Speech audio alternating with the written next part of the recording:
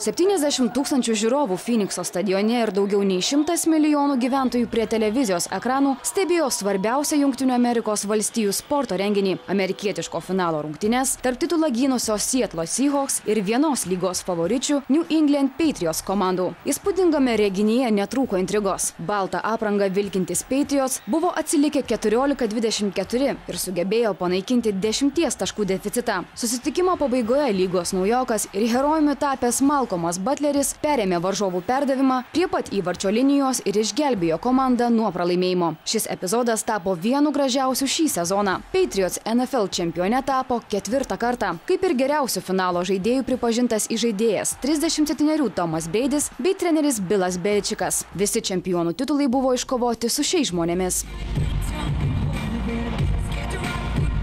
Finale žiūrovus džiugino ir garsi atlikėja Katy Perry, surengusi visus nustebinusi pasirodymą su rykliais persirengusiais šokėjais, didžiuliu metaliniu liūtu ir ore pakibusią žvaigždę, iš kurios į nakties dangų šaudė fejerverkai. Brangiausi bilietai į rungtynes kainavo net $28 000.